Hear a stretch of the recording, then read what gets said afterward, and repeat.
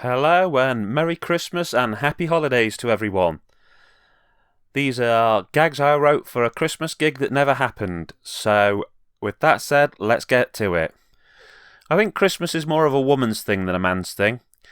Maybe it's because they have a thing for Santa. They like the sound of a man who only comes once a year and who actually gets you presents. I'll give all of you a warning though, he might only come once a year, but that's not natural. That's why he fills your stockings. One of the things that gets to me is all of the forced festiveness in the lead up to Christmas. My work's been playing Christmas songs since the start of November, and now I feel like I'm going out of my mind. According to Band-Aid, Africa might not know it's Christmas time. Well, I bloody well do. In fact, I'm starting to feel like I'm stuck in some Groundhog Day Christmas nightmare, but one where all of the songs have been strangely edited and sanitised and aren't quite the same as my childhood. One where one more mince pie might be the reason I literally lose my mind and murder someone.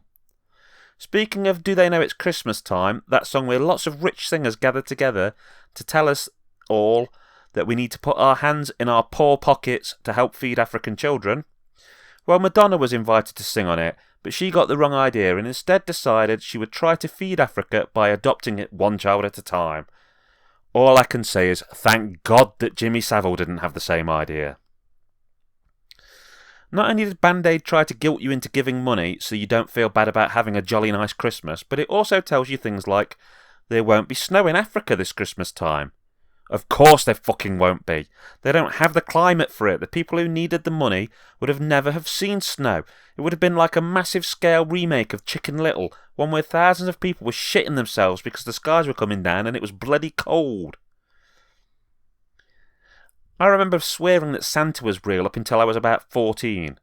I didn't think he was, but I got wise to the fact that the longer my mum believed that I believed, the more shit she would get me. My daughter is infinitely more intelligent than me when it comes to book smarts, but maybe not quite as street smart as me. She was almost half that age when she told me that she knew that I was the only fat guy that got her presents at Christmas. Have you seen the recent TV footage where Boris Johnson loses his tiny little mind and starts talking about how wonderful Peppa Pig World is?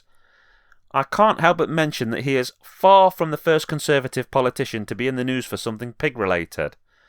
Boris's Bullingdon club chum David Cameron was in the news a few years ago because back in his student days, as part of a student initiation, he slipped his sausage into a dead pig's mouth. Maybe it's just a Conservative thing. Peppa Pig World is probably like Pornhub Live to these guys. So as I said, I had COVID blow off a gig.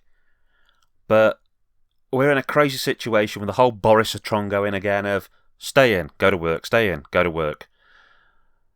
Wear a mask in church, but go clubbing.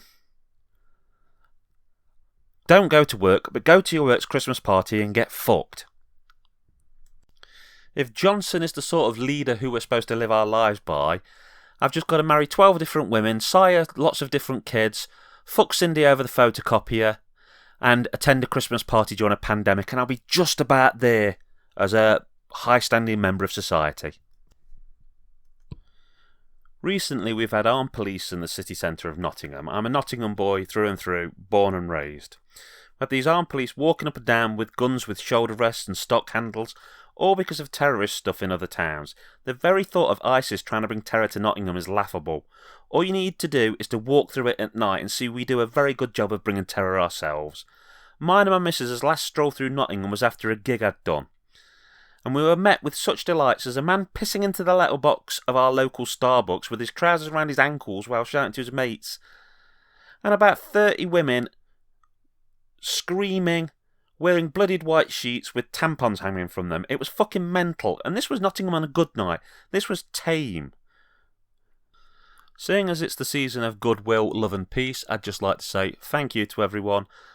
Truly hope you have a wonderful Christmas and a fantastic New Year. And I especially want to say thank you to all the guys and gals on J Arcade for their support, and to everyone at 0740. Okay, it's Kerr9000 signing out. In the words of the great James E. Cornett, thank you, fuck you, goodbye.